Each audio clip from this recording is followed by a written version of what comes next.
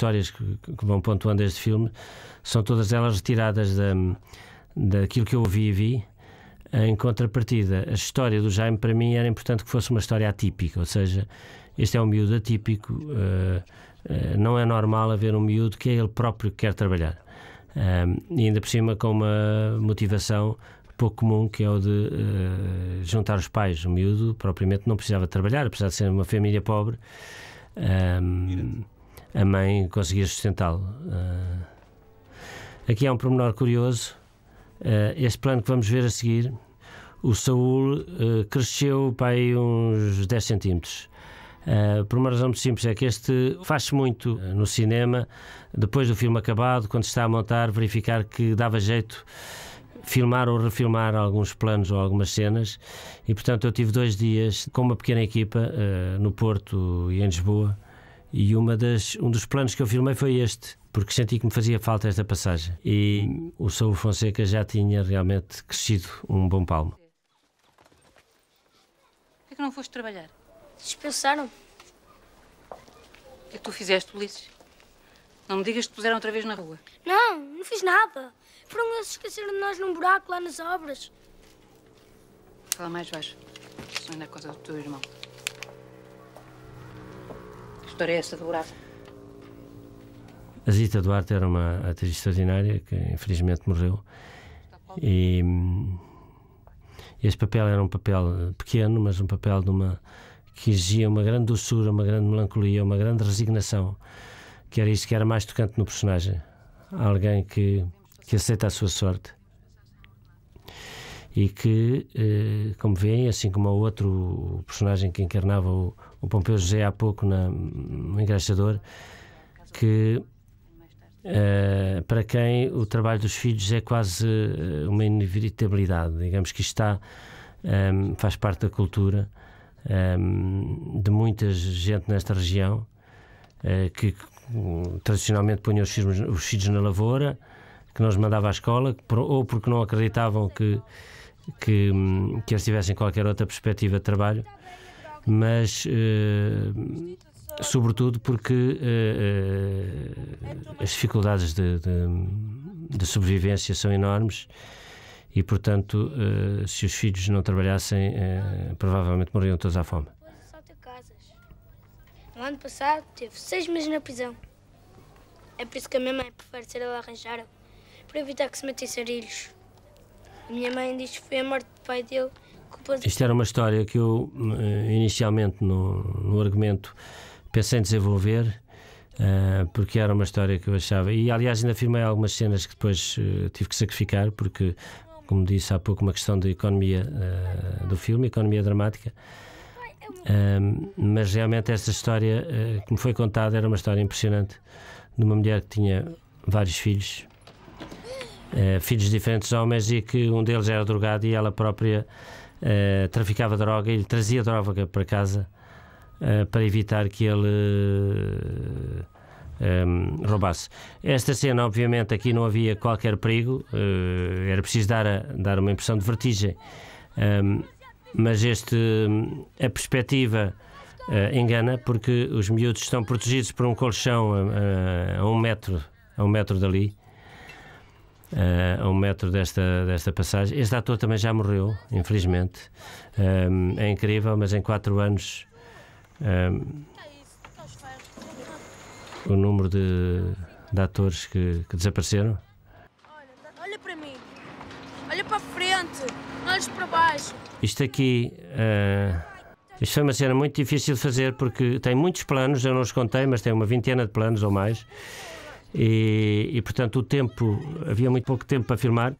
Este plano do miúdo morto lá em baixo foi um daqueles planos que eu chamo roubados, porque não houve tempo para filmar e eu tive que o filmar num outro dia, quando estava noutro sítio, e fui a correr, e tive esta ideia de fazer com que o chapéu caísse um pouco mais lentamente do que o impacto do corpo, que é mais pesado, que voasse de certa maneira.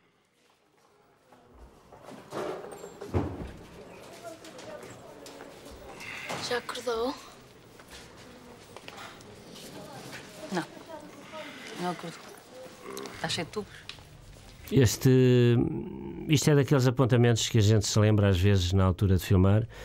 Este indivíduo que é o Rui Louro e que era o diretor de produção, e a quem eu pedi para fazer aqui uma perninha, como nós dizemos, e que está no hospital completamente com a cara toda esmorrada, um bêbado. E que a ideia era que ele caía para cima do miúdo e o miúdo afastava-o e a mãe deixava-o ficar, quase numa atitude, digamos, que marca um pouco o personagem, não é? Um personagem que aceita e um personagem, no fundo, de uma grande humanidade.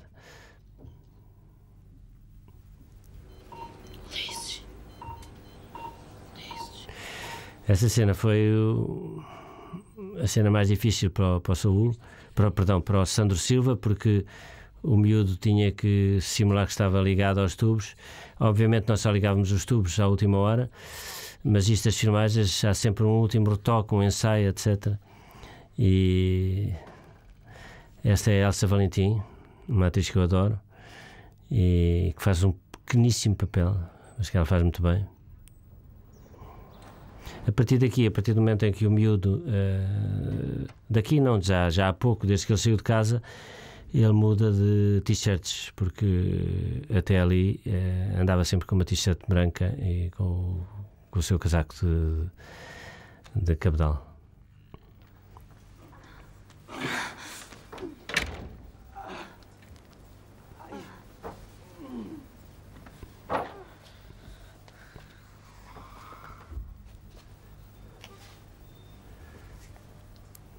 Aqui o Vitor Norte tem um gesto que eu lhe pedi para fazer, que eu gosto imenso e que me foi inspirado num filme do Stroheim.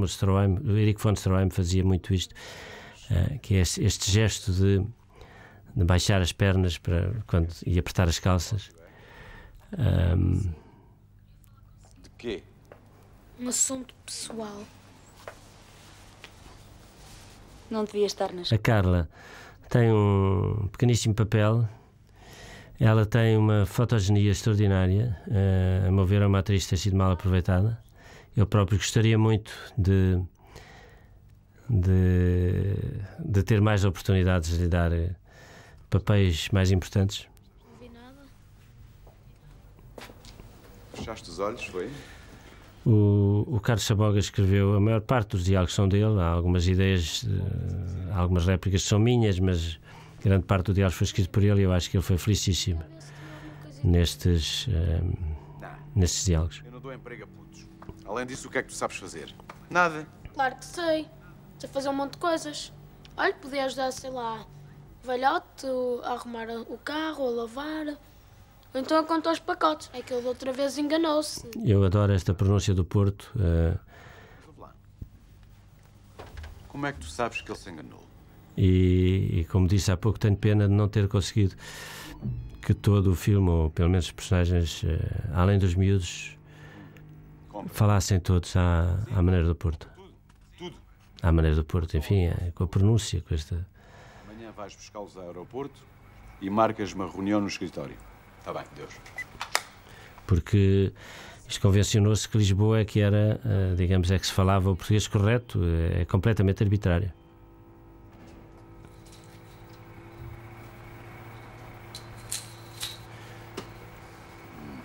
Isto, como disse, o interior é filmado num estúdio, a garagem é filmada na própria garagem,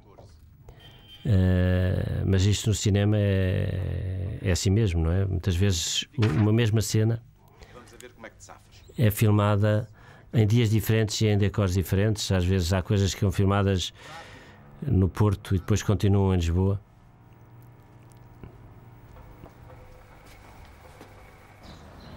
E filmadas com muito tempo de distância. Este foi outro dos planos que eu filmei já nos dias de retakes, portanto de filmagens depois de terem terminado as filmagens oficiais.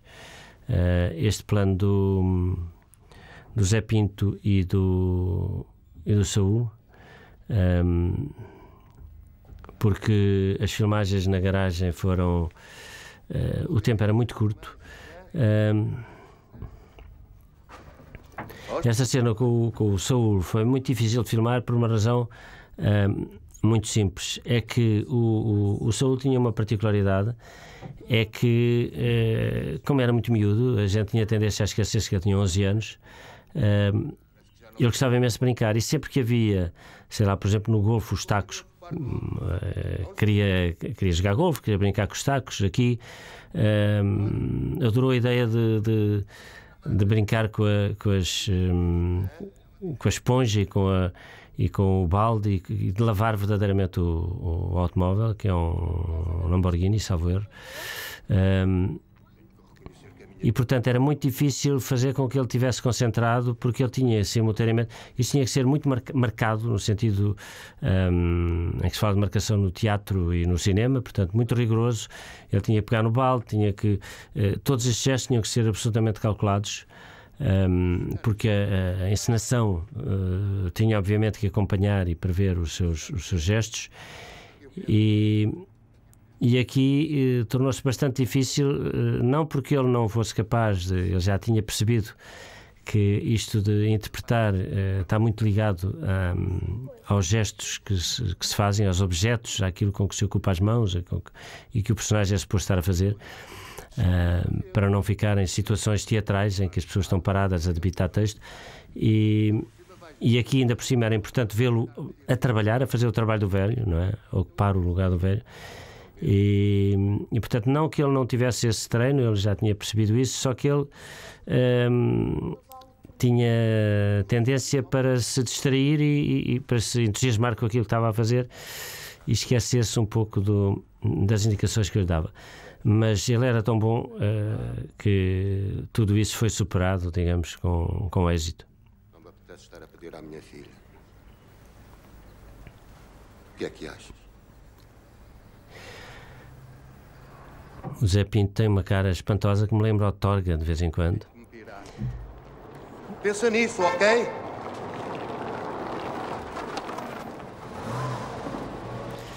E aqui o que eu acho que é mais forte nesta cena,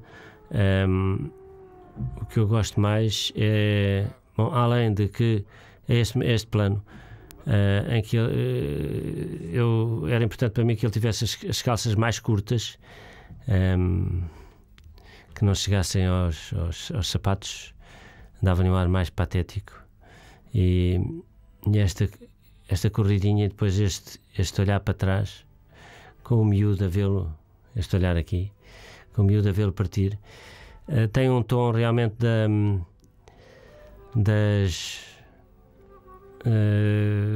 dos ladrões de bicicletas.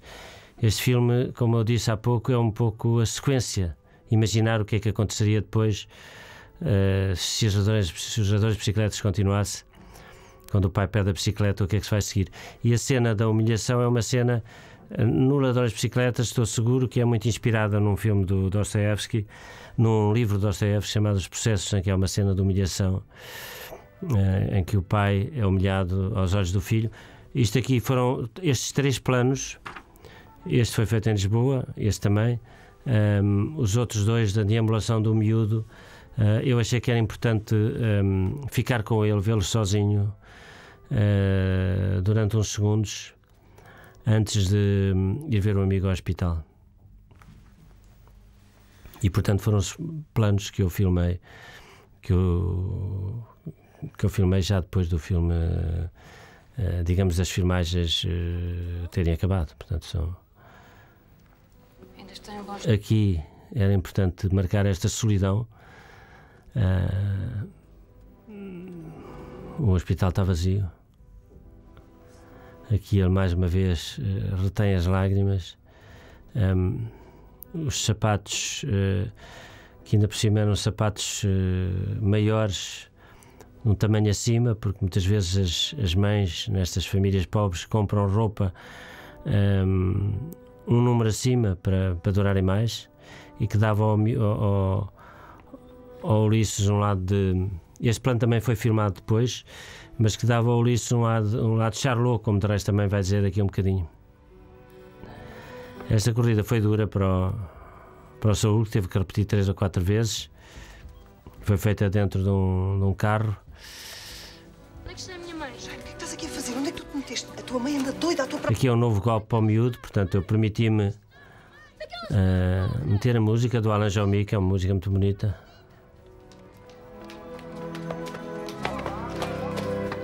A minha mãe! Vais. Quero ver a minha mãe! Calma, a tua mãe está lá em cima e tu vais vê-la, mas com calma.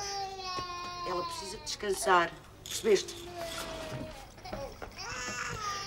Aqui era importante ser bastante discreto, mas perceber-se, até porque a cena anterior, onde se viu a mãe a ir à casa da mulher que toma conta dos filhos e que é simultaneamente a parteira e que faz abortos, se recordam, havia uma mulher a sair de casa e que nitidamente, pelo ar dela e pelo que dizia a parteira, tinha acabado de fazer um aborto clandestino.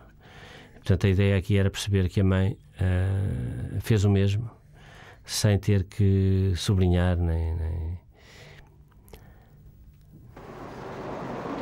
Esta cena é aquilo a que nós chamamos uma rima. Não esta cena propriamente, mas a cena que vem a seguir. Este reencontro, se repararem bem, isto é feito num plano só.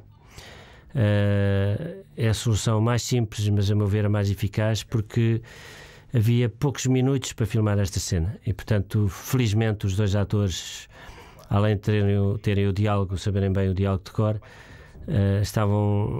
eram já tão bons atores. O Vítor Norte era um ótimo ator e o Saúl, nesta altura das filmagens, já estava completamente à vontade.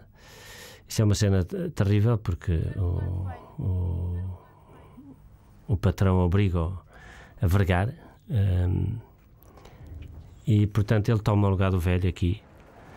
E esta cena é, portanto, uma cena que faz rima com a cena que vimos antes do velho que a dirigir, digamos, a operação de contagem dos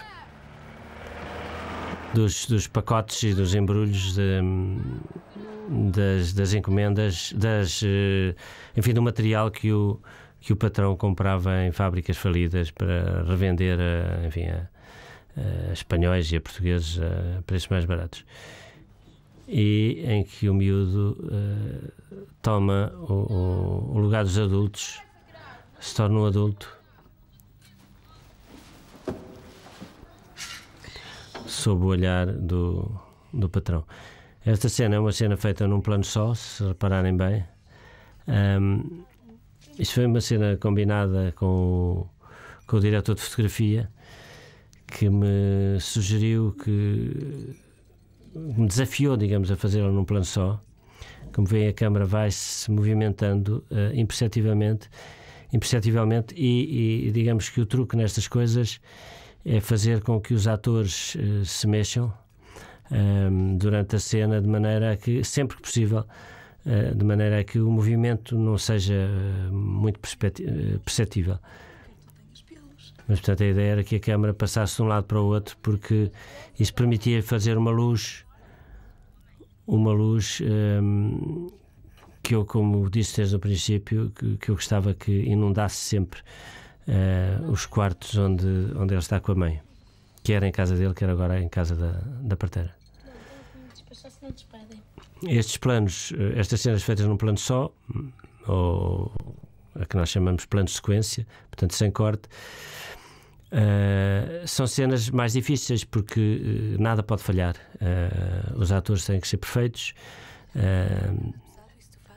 a câmara não pode falhar e, portanto, o ritmo tem que ser perfeito, porque quando nós filmamos uma cena com vários planos, depois na montagem podemos, digamos que, corrigir o ritmo, sempre que o ritmo não está perfeito. Aqui não havia essa hipótese.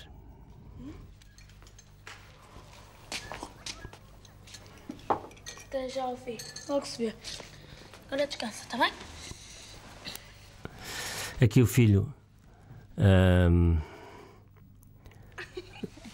quer ocupar o lugar do pai, portanto é visível o cuidado dele com a mãe.